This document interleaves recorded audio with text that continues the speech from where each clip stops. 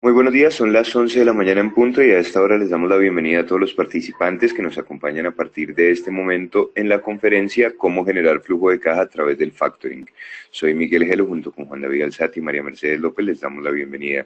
Recomendación antes de iniciar la conferencia del día: si no pueden ver la conferencia en vivo, pueden hacerlo en formato grabado en el aula a la que pertenezcan o a partir de mañana en nuestras redes sociales. En YouTube nos encuentran como Unipymes. Está con nosotros Juan José Parada, profesional en finanzas y relaciones internacionales, con especialidad en el mercado de capitales locales e internacional, valoración de activos, análisis de riesgo de mercado y gestión de portafolios, alta experiencia internacional en la venta consultiva de soluciones de software y automatización de procesos en empresas nacionales e internacionales. Les recuerdo que esta conferencia se realiza en asociación con Envía, Arus, Banco de Occidente, ETB y Fundación Comeva. De esta manera y sin mayores preámbulos, le damos la bienvenida a Juan José, quien a partir de este momento puede iniciar la conferencia. Juan José, muy buenos días, bienvenido. Envío la invitación para compartir pantalla, confirmo en cuanto la estemos viendo. Buenos días a todos los asistentes, gracias por su asistencia. Nos permitimos dar inicio entonces a la conferencia de cómo obtener flujo de caja a través del factoring. Gracias por la introducción. De pronto repito un poco de mi hoja de vida. Soy profesional en finanzas y relaciones internacionales. Me desempeñé durante 8 años como gestor de portafolios de inversión en empresas como Fiduciaria Bancolombia y Ultraserfinco. Actualmente soy gerente general de APG Consulting Colombia, donde nos especializamos en la consultoría en tecnología, especializados en gestión documental, facturación electrónica y automatización de procesos. El objetivo de nuestra charla para el día de hoy es poder darle a las pymes las bases jurídicas y el conocimiento procedimental de cómo poder obtener recursos a través del factoring en Colombia. Para contextualizar un poco, antes de pasar a la agenda, me gustaría contarles que estudios recientes de las supersociedades y la superbancaria muestra a Colombia como un país de baja penetración en el acceso y el uso de productos como el factoring. Para Colombia se estima que solo el 7% de las pymes han accedido o acceden a financiación por medio del descuento de sus facturas.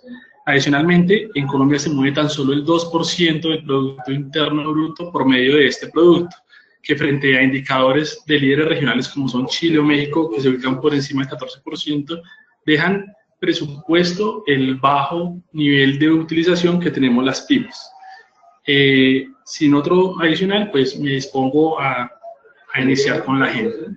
En primera medida, el primer punto será identificar la factura como documento tributario comercial y diferenciarlo frente a la factura como título valor.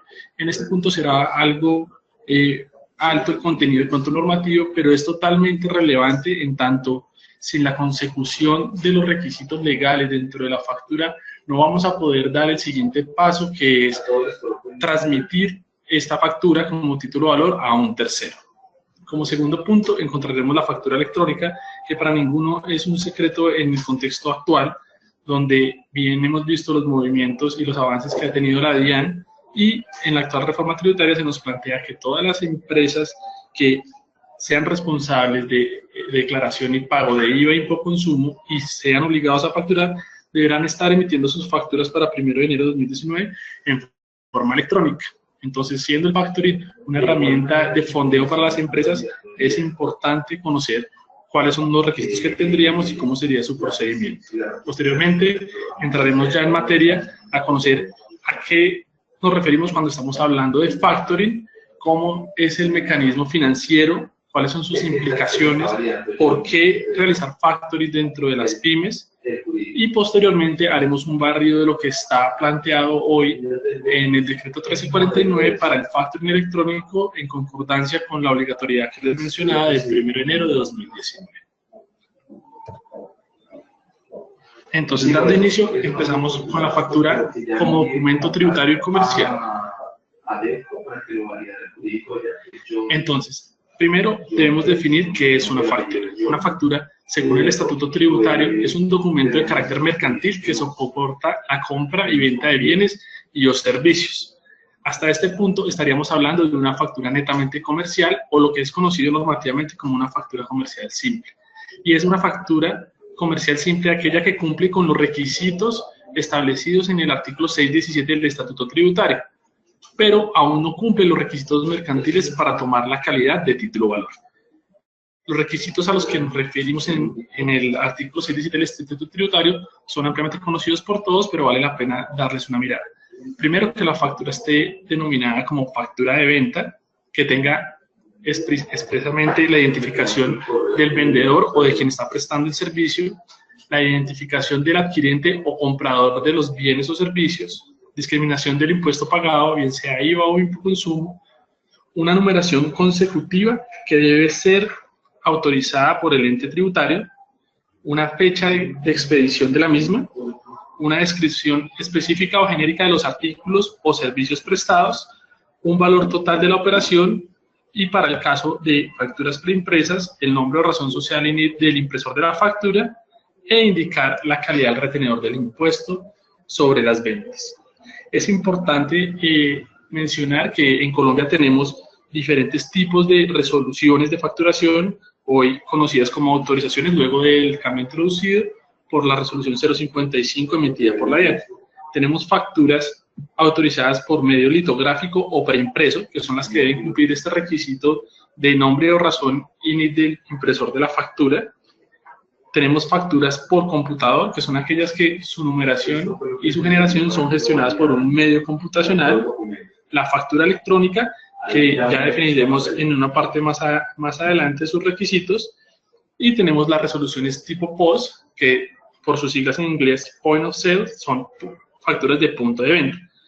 Adicional a esto, tenemos en la regulación colombiana documentos equivalentes que solventan la obligación de emitir factura, pero no se constituyen como facturas, son, como su nombre lo dicen, documentos equivalentes. Entre estos encontramos los boletos de cine, tiquetes aéreos, pólizas de seguros, recibos de servicios públicos, entre otros. Estos documentos equivalentes no deben llevar una numeración consecutiva autorizada por la DIAN, pero sí deben estar numerados de forma consecutiva. Una vez entendida la factura comercial simple, que cumple dichos requisitos, vamos a ver qué nos pide la norma para que esta factura comercial se constituya en título valor. Entonces, la factura comercial, para tomar su calidad de título valor, debe cumplir con unos requisitos adicionales. El Código de Comercio, en su artículo 174, dan 3 características fundamentales para que sea constituida la factura como título valor. Una es que tenga una fecha de vencimiento explícita.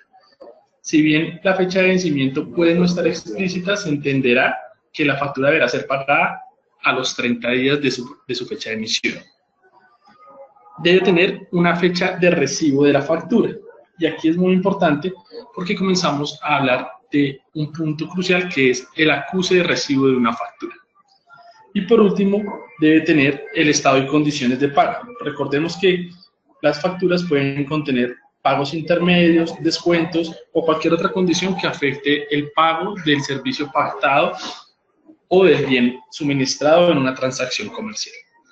Esto nos refiere el Código de Comercio frente a lo que debe incluir la factura para que sea título valor. Adicionalmente, el Código de Comercio nos menciona que todo título valor deberá mencionar el derecho que en él se incorpora y debe tener la firma de quien lo crea. Y aquí es importante mencionar que la factura, a diferencia de otros títulos valores, es creado por quien ostentará el derecho y no quien va a generar la obligación. Un ejemplo muy fácil para entender esto es cuando yo giro un cheque, yo soy quien lo crea, lo firmo, pero el derecho se lo cedo a la persona a la que le estoy girando el cheque. En el caso de la factura soy yo el creador, pero yo soy soy titular del derecho de la factura que están haciendo. Y por ende, se hace consecuente la fecha de acuse de recibido que menciona el artículo 774. Una vez surtidos estos requisitos, es importante entender a qué nos referimos cuando estamos hablando de un título valor. Entonces, un título valor es entonces un documento necesario para legitimar el ejercicio de un derecho literal y autónomo incorporado en él. Y es muy importante que la literalidad se refiere a que el derecho va a ser solamente el escrito y expreso en el documento. No podrá prestarse para interpretación alguna, sino será el que allí repose. Los títulos valores entonces pueden ser de orden de contenido crediticio, como lo son los cheques, los pagarés y las facturas que se convierten en título valor, de contenido corporativo o de participación, como lo son las acciones en las compañías, y de tradición o representativos de mercancías, como lo son los certificados de mercancías dados por los depósitos generales de mercancías. Una vez ya tenemos la factura como título valor, lo que nace aquí es el derecho de circulación del título valor. Cuando yo tengo una factura que ya ha suplido los requisitos, podría ponerla a circular en el mercado bajo diferentes procesos. Dentro de esos está el factoring, que es el que hoy nos atañe. Para poder circular el título valor, vamos a hablar del endoso. El endoso entonces es un escrito sucinto redactado con arreglo a las formas legales y puesto al dorso de la letra de cambio y demás documentos a la orden. Entendamos que la factura entonces se convierte en un título valor y es un título valor a la orden, por el que el dueño de los derechos transmite la propiedad a una persona tercera determinada mediante un valor prometido o entregado previamente. Una vez entendido que tenemos un título valor, es importante definir que estamos obligados a facturar hoy en Colombia todas las personas o entidades que tengamos la calidad de comerciantes o ejerzamos profesiones liberales o prestemos servicios inherentes a estos. En este orden de ideas, todas las empresas que pertenecemos al régimen común estaríamos obligados a generar factura. Y por ende, esta obligación nos podría generar el derecho o la capacidad o la circunstancia de tener un título valor dentro de nuestros activos en las cuentas por cobrar. Juan José. Sí. Perdón la interrupción, Juan José, es que se alcanza a escuchar atrás el ruido ambiental. Perfecto, regálame un segundo. Está entorpeciendo la comunicación. Muchas gracias, Juan. Mientras regresa Juan José e intentamos resolver el problema, perfecto, es la idea, Andrés y Brelkis. Mientras regresa, les recuerdo, esta sesión la pueden encontrar a partir de mañana en nuestro canal de YouTube, nos encuentran como Unipymes, o por el aula por la que ingresan generalmente. Esto a partir de mañana, les recuerdo. ¿Aquí me escuchan mejor? Allí, por favor, nos confirman a través del chat si mejoró un poquito.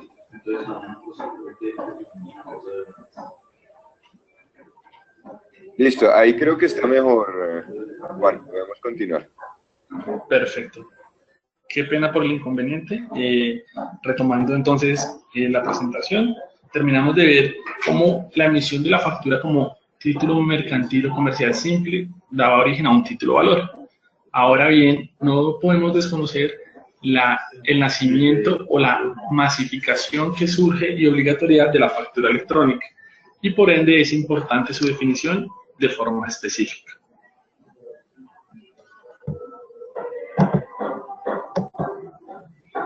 Entonces, definido por la DIAN en su decreto 2242, se entiende que la factura electrónica es un documento que soporta transacciones de venta, bienes y o servicios, lo cual recoge la definición de facturación de factura comercial simple, pero adicionalmente nos da unos agregados, que operativamente tiene que tener lugar a través de sistemas computacionales y o soluciones informáticas que permitan el cumplimiento de las características y condiciones establecidas en el decreto 2242. Entonces, básicamente tenemos una factura comercial simple que tiene todo su origen y transaccionalidad en sistemas informáticos, pero tiene algunos requisitos que son los que vamos a ver a continuación. Entonces, en principio, la expedición de la factura electrónica comprende una expedición, una validación, una entrega y una conservación.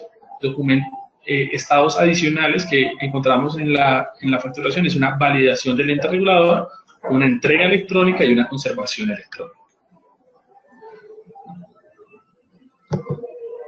Ahora bien, veíamos que nos exigía el concepto de facturación electrónica cumplir unos requisitos establecidos en el decreto 2242. Estos requisitos son básicamente utilizar un formato electrónico de generación XML estándar, ya preestablecido en la resolución 019 por la DIAN, llevar una numeración consecutiva autorizada por la DIAN de facturación electrónica, Cumplir los requisitos señalados del artículo 617 del Estatuto Tributario, que serán siempre los requisitos para que una factura sea aceptada y representativa de un hecho comercial. Incluir una firma digital o electrónica para garantizar la autenticidad e integridad de la factura desde la expedición hasta su conservación. Y incluye un nuevo concepto que es el Código Único de Factura Electrónica, que es un código individualizante que nace de un algoritmo de un sistema, incluyendo una clave de contenido técnico y campos propios de la factura. Esto con ánimos de individualizar el documento en todos los ambientes requeridos, ambientes tributarios y ambientes de título valor. Entonces, este Código Único de Factura va a ser vital para el factoring electrónico. Ahora bien, ¿cómo es el procedimiento establecido por la norma para la facturación electrónica? Tenemos una pyme que genera desde su sistema de facturación o sistema de gestión las facturas, generando los datos básicos que en ellas se incorporan. Estos serán entregados por un medio de comunicación a un proveedor tecnológico, quien generará este estándar requerido por la DIAN XML, incluyendo el Código Único de Factura Electrónica, la firma digital y creando una representación gráfica para que este pueda ser transaccionado con nuestras contrapartes comerciales. Una vez se ha creado la factura en un formato electrónico, deberá ser entregado a la DIAN en un plazo no mayor a 48 horas desde su generación, quien dará un acuse de recibido de la misma y hará validaciones de forma. De forma paralela o simultánea, se podrá entregar la representación gráfica al cliente o comprador, quien deberá dar un acuse de recibido o un rechazo por el mismo medio electrónico. La aceptación de la que trata el punto 4 no está regulada por la DIAN en el modelo de facturación electrónica, mas sí está regulado por el Ministerio de Comercio en lo que respecta al factoring electrónico y en sus normas reglamentarias. Una vez entendido que tenemos facturas, bien sea impresas por las diferentes tipologías que hemos mencionado, y tenemos facturas electrónicas ya bajo un régimen productivo de la DIAN, podemos dar inicio a lo que se entiende como factoring y cómo las empresas podríamos acudir a fondeo por medio de este mecanismo financiero. Para el mismo vamos a tener un video de 3 minutos donde encontraremos de forma más didáctica una breve explicación.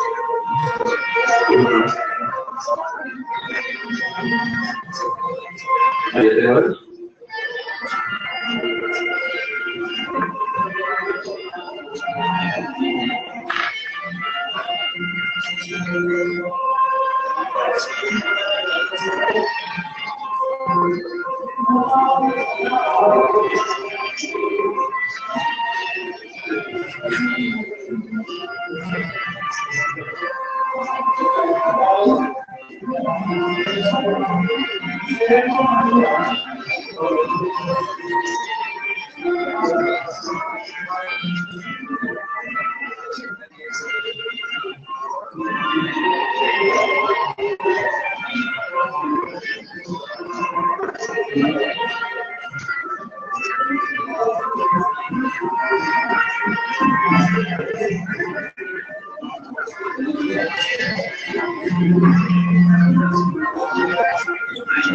va a demorar muy poquito esto. Se va a demorar muy poquito.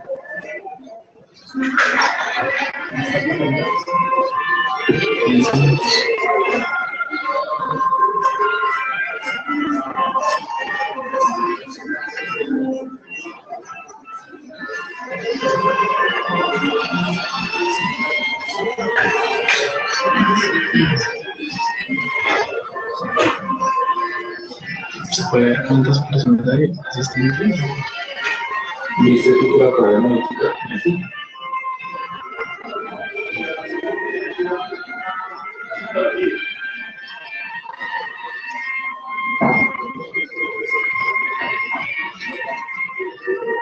Ahí otra vez.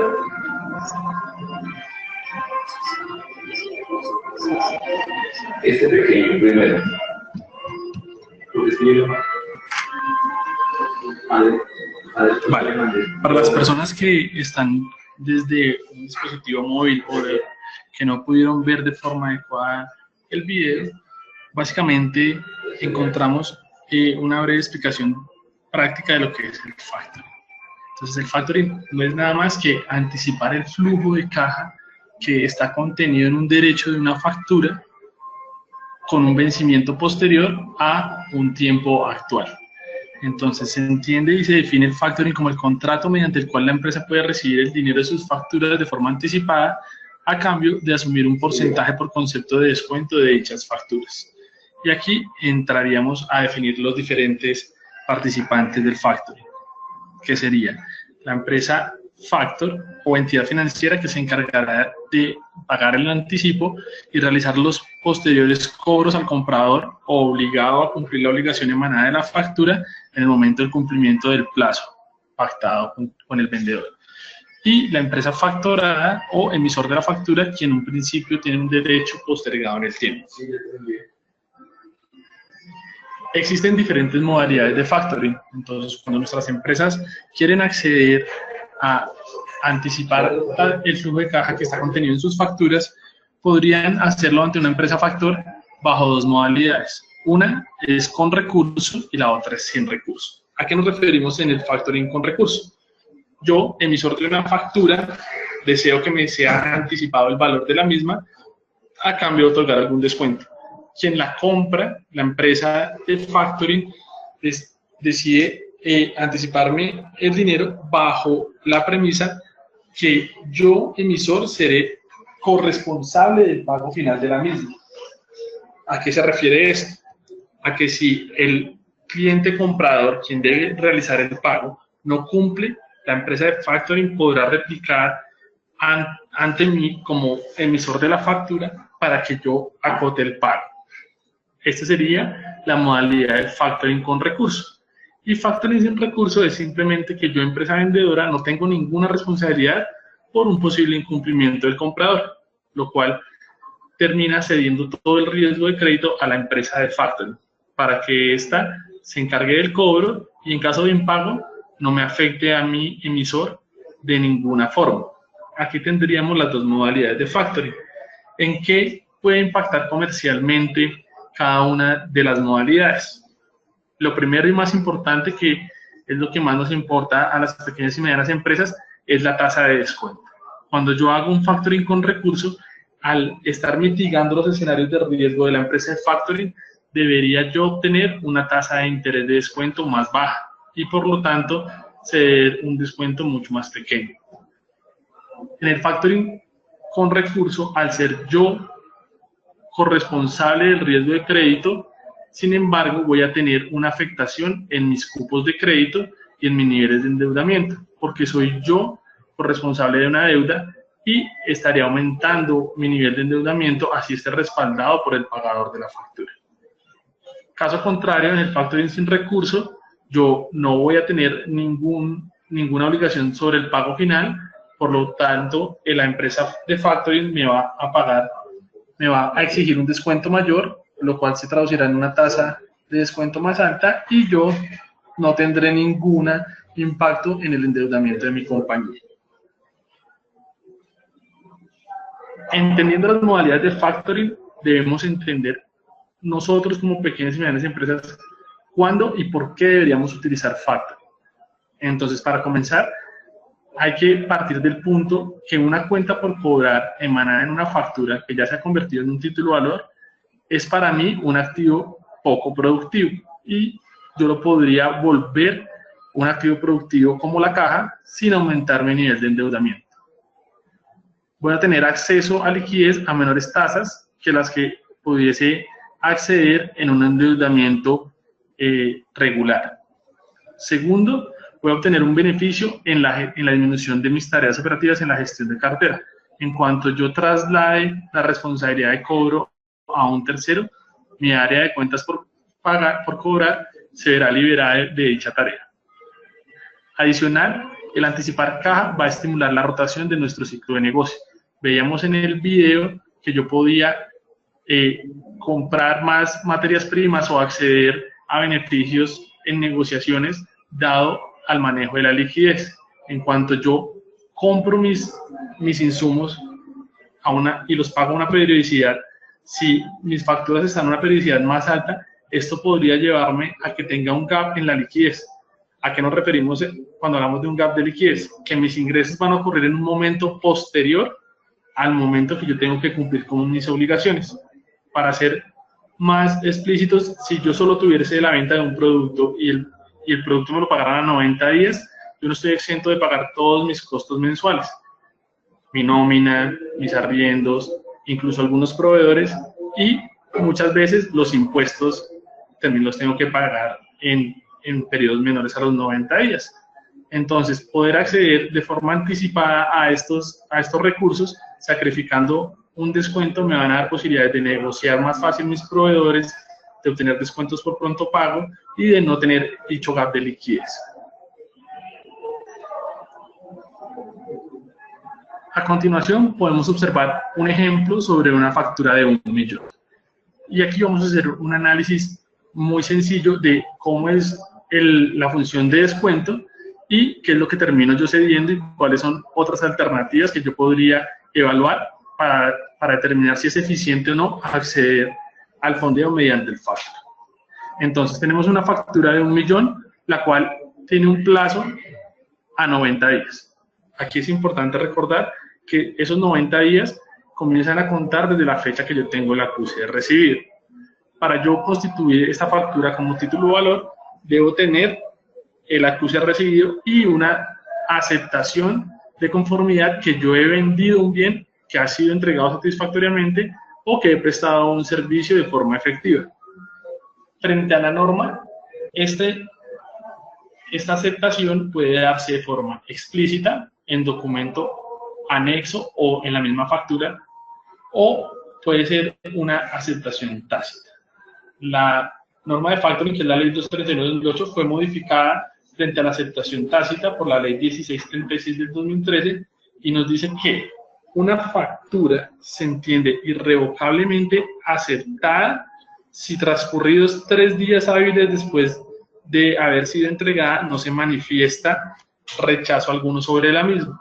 ¿Qué quiere decir esto entonces? Que una vez yo haya emitido una factura, la haya entregado a mi cliente comprador, si él no me dice que no está de acuerdo con la misma, yo podría ponerla a circular y vender amparado en la norma 1676 de 2013. Sin embargo, debo hacer expreso a quien le voy a vender la factura o a quien me la va a descontar que la aceptación que tuve fue una aceptación tácita y no una aceptación explícita. Esto para que la empresa que va a hacer el factoring realice sus verificaciones y defina si me acepta o no la factura para hacer el respectivo descuento.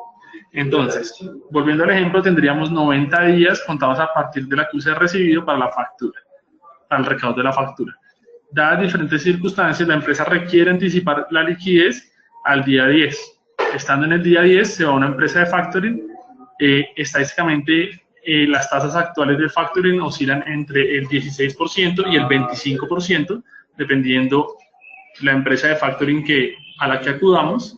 Para el ejemplo, tomamos una tasa de descuento del 20% efectivo anual y tenemos que son 80 días los que vamos a anticipar el flujo esperado de 1 millón, que resultan de estar parado en el día 10 frente al día 90 a la QC recibida. Ya con estas condiciones aplicamos la fórmula de valor presente, que no es más que traer ese 1.080.000 días atrás a una tasa del 20% efectiva anual, lo cual nos daría que nos estarían anticipando en el día 10 un valor de 960.000 aproximadamente, y estaríamos cediendo aproximadamente 39.700 pesos de descuento, que sería la rentabilidad que obtiene la empresa de factoring. En este punto, la empresa contaría con la liquidez y podría realizar sus pagos. Pero determinar si es o no eficiente depende de dos valoraciones. Primero es a cómo podría yo conseguir recursos mediante un crédito tradicional, teniendo en cuenta que este me va a afectar mi cupo de endeudamiento, mientras que el factoring no. Entonces, si yo encuentro un crédito inferior al 20%, no tomaría la opción del factoring, porque sería menos costoso para mí acceder al recurso vía deuda. Caso que se presenta muy rara vez en el mercado financiero. Generalmente, las tasas de endeudamiento son más altas que las tasas de factoring. Ahora bien, ¿qué otro mecanismo de fondeo podría tener la pyme? Sería la opción que muchos usamos, y es ir a donde mi comprador y decidir otorgarle un descuento por pronto pago, donde sería mi comprador quien se lleve el descuento y yo anticiparía la liquidez. Si mi cliente comprador acepta pagarme en el día 10 con un descuento inferior al descuento nominal que vemos en el ejemplo del 3.97, yo preferiría darle el descuento a mi proveedor que ir a la empresa de factoring. Entonces, existen esas dos variables que debemos analizar al momento de acudir a una operación de factoring. ¿Qué es importante dentro de las variables del ejemplo para que lo tengamos en cuenta? A mayor plazo, a mayor tiempo, el valor de descuento será mucho mayor. Es decir, el valor presente será menor y el descuento que nos hacen es mucho más alto. Más plazo, más descuento. De igual forma, frente a la tasa de interés. Entre mayor la tasa de interés, menor va a ser mi valor presente que me anticipan y por ende va a ser mayor el descuento. Ahora bien, si bien todo este proceso surte efecto hoy en día en el título físico, en la factura física, es importante entender que a partir del 2019, como obligados a facturar electrónicamente, tendremos un acceso mucho más informado y mucho más automático mediante la factura electrónica y el factoring electrónico regulado por el Ministerio de Comercio.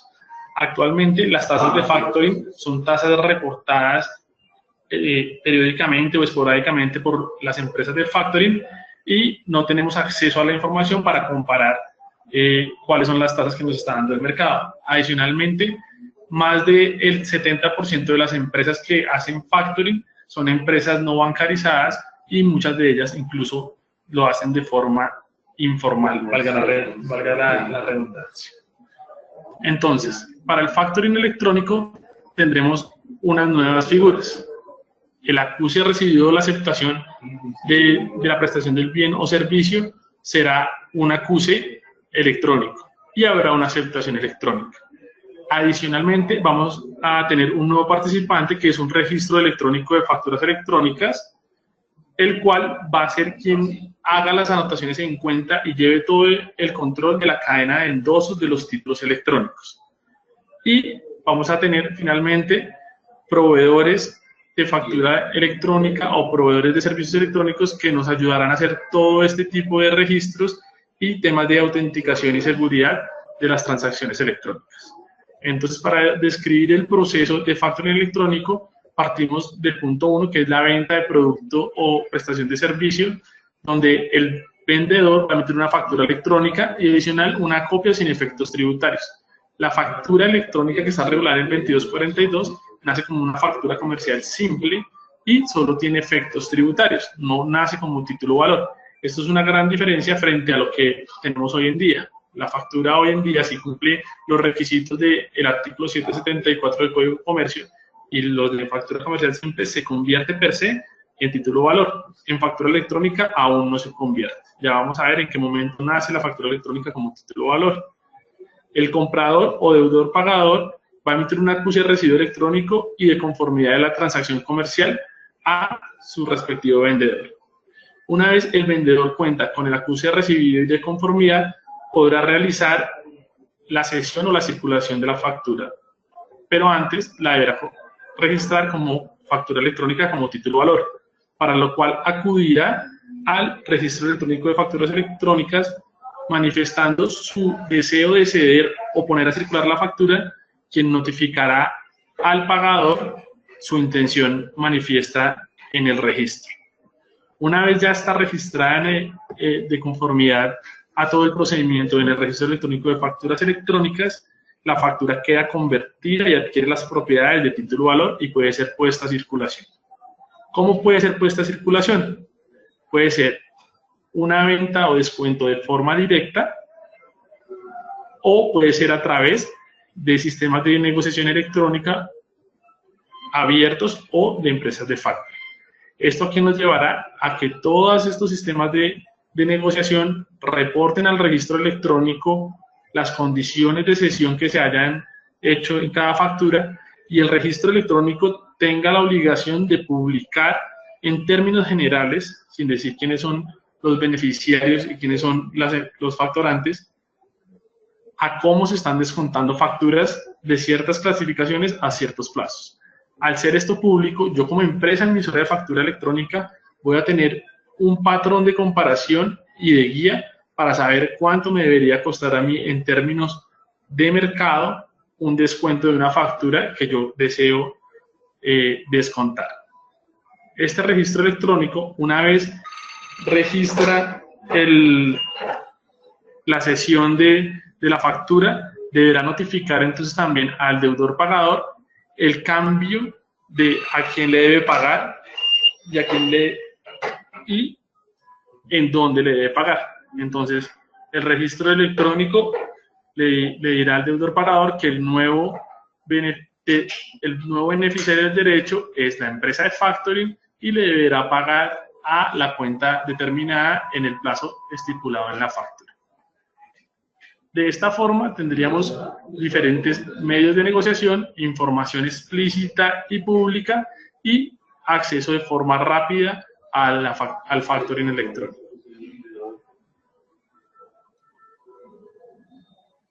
En este punto ya tendríamos descrito los mecanismos que tenemos actualmente para acceder a recursos líquidos por medio del factoring para las pymes.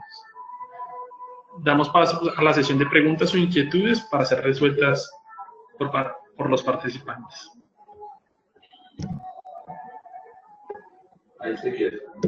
Muchísimas gracias, Juan José. Aquí terminamos el contenido de la capacitación, ¿verdad? Sí, señor.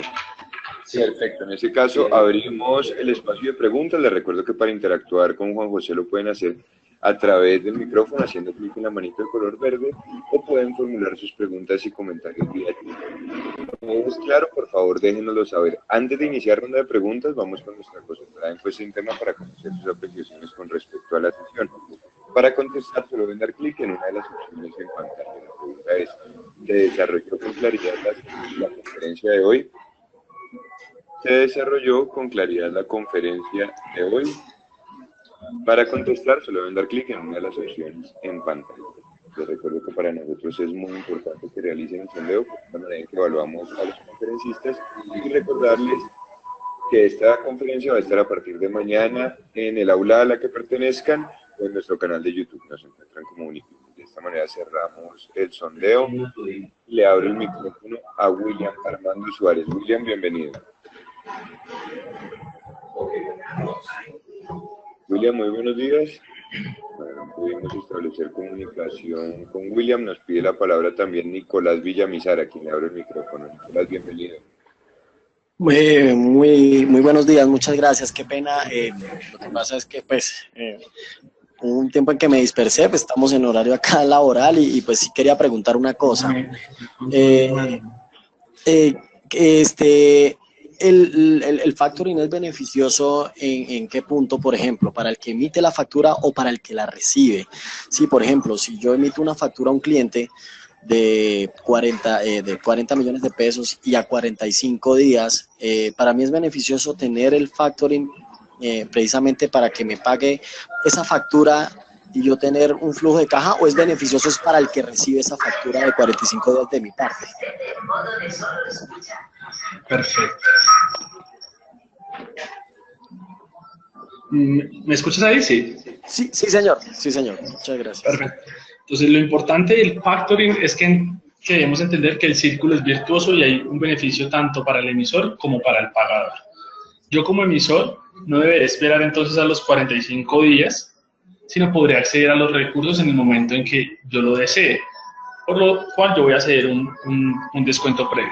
Esto que me va a permitir a mí que con esa liquidez realizar gestiones de mi ciclo de negocio, poder pagar nómina, poder pagar gastos, poder acceder a descuentos de pronto pago con proveedores y demás. Entonces, para mí como emisor de la factura, siempre una fuente alternativa de caja va a ser beneficioso, más aún cuando tiene las características de que no afecta a tu cupo de endeudamiento, porque la factura es una cuenta por cobrar que la estás volviendo líquida, entonces no estás adquiriendo, aumentando tu cupo de endeudamiento, y segundo, estás accediendo a recursos más baratos que el endeudamiento tradicional. Ahora bien, para el receptor pagador es beneficioso en cuanto muchas de las empresas de factoring terminan acercándose al pagador y ampliándole los plazos para generar más negocio financiero. Es decir, si tú me vendiste a mí 45 millones y se las cediste a una empresa de factoring, esa empresa de factoring, al ser el nuevo titular, se notifica como nuevo titular del derecho y me cuestiona a mí si yo quiero adicionalmente ampliar el plazo del pago. Es decir, que tú podrías tener la liquidez de forma inmediata y yo como receptor de la factura podría alargar mi plazo de pago para también aliviar mi carga en la caja. En este orden de ideas, el factoring puede ser beneficioso para los dos lados. Muchas gracias, Juan José. Perdón, continuamos con, le abro el micrófono a Dayana María Caro. Dayana, bienvenida. Bienvenida, Dayana. No pudimos establecer comunicación con Dayana. A través del chat nos preguntan, Juan Sebastián Oyuela, ¿el factoring es aplicable para facturas emitidas por operaciones de exportación? Sí. Y se pueden hacer con factores locales o con empresas de factoring internacional. Muchas gracias, Juan. Juan Carlos Galvis dice, buenos días. Actualmente, ¿cómo está funcionando el factoring electrónico teniendo en cuenta que el REFEL no se ha creado y el Mincomercio no ha expedido la regulación?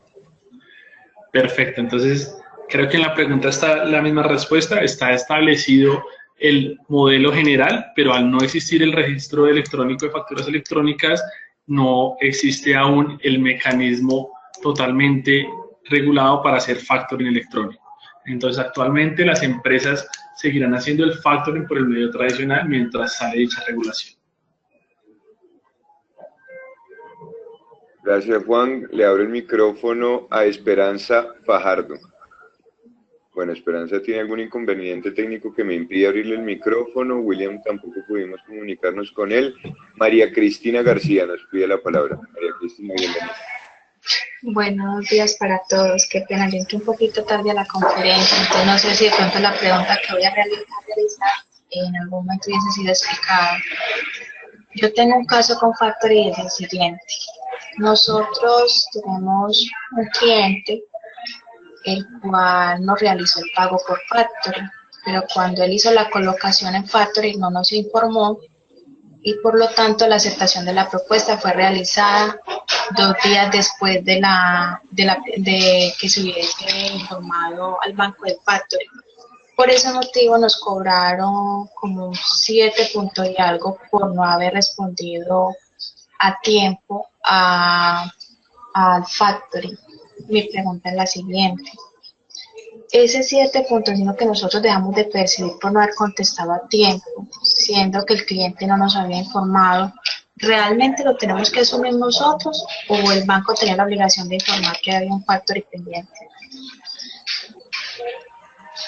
Es obligación del nuevo titular del derecho y de quien lo cede obligar el cambio del mismo. Entonces tú no deberías asumir si tienes cómo probar que no fuiste notificada del cambio. Muchas gracias, Juan Belkis. Del Carmen Barroso, a través del chat.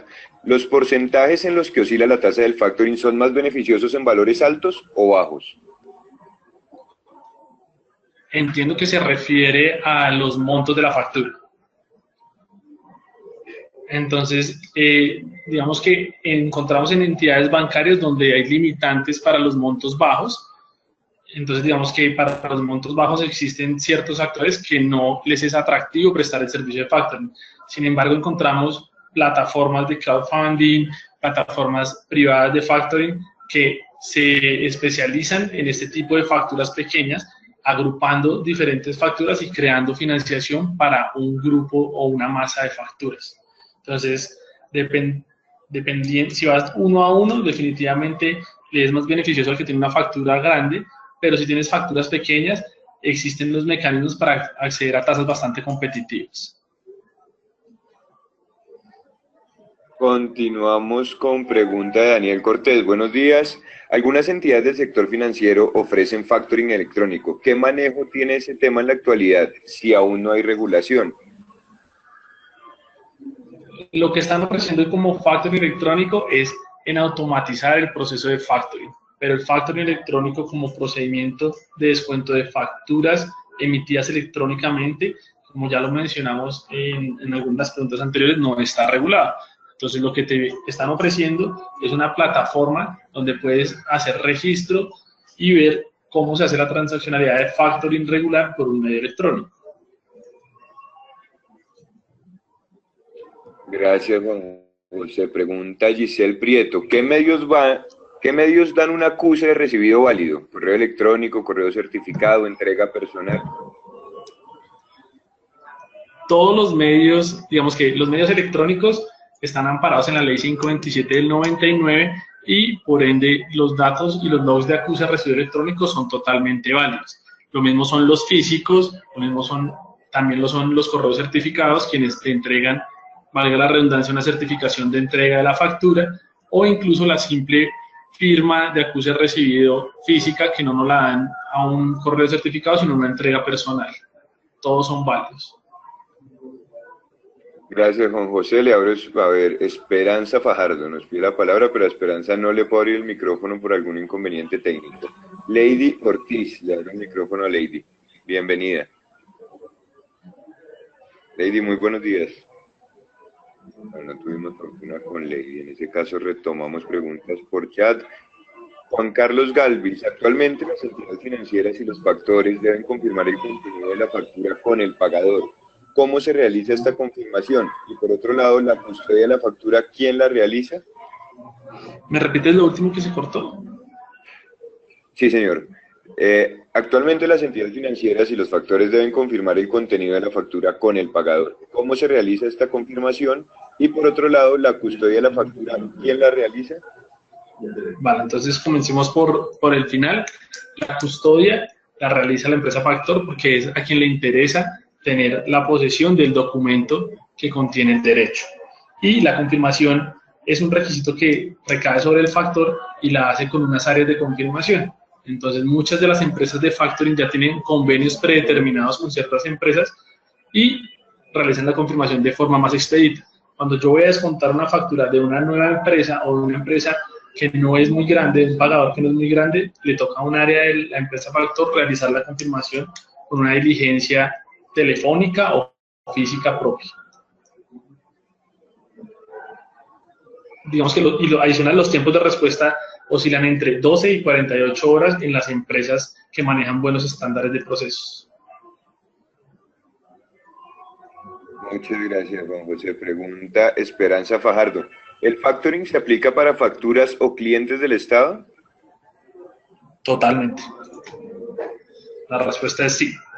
Uno de los convenios más grandes es el convenio, digamos, de Ecopetrol, que es una empresa de economía mixta y aplica totalmente. Es ya decisión de la empresa factor si decide aceptar o no el riesgo de crédito de alguna entidad del Estado.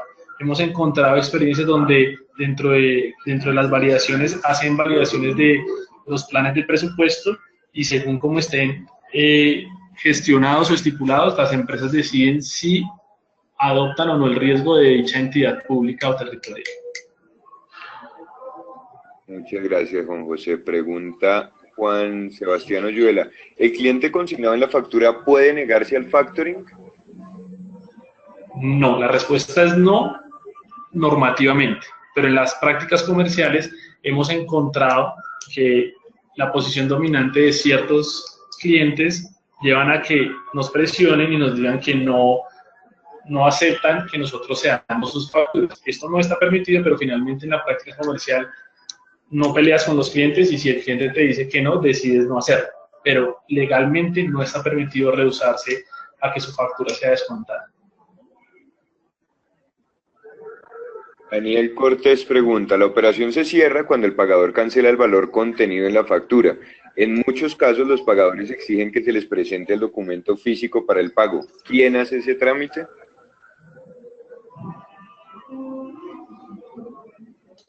De nuevo que no... De acuerdo, Daniel dice, la operación se cierra cuando el pagador cancela el valor contenido en la factura. En muchos casos los pagadores exigen que se les presente el documento físico para el pago. ¿Quién hace ese trámite? Vale, entonces todos los trámites que recaen sobre el cobro de la factura o el pago final los debe hacer quien tiene el derecho a la misma. En este caso sería la empresa factor la que debe cumplir con eso. Todas las condiciones de pago, como lo mencionamos, deben ser explícitas dentro de la factura. Entonces, si bien pueden haber convenios comerciales donde el pagador exija esto, si no está expreso y yo no se lo hago saber a la empresa de factor, pueden ocurrir casos como el de las primeras inquietudes donde no se llegaba a un feliz término o a un término ajustado a las fechas de cumplimiento. Entonces, es mi obligación notificar todas las condiciones de pago y es obligación de gestionar el pago de quien tiene el derecho al final. Pregunta Omaida León Loaiza, ¿el factoring solo aplica para facturas sin vencer? No. El factoring sobre facturas vencidas se conoce como compra de cartera y existe como figura de descuento.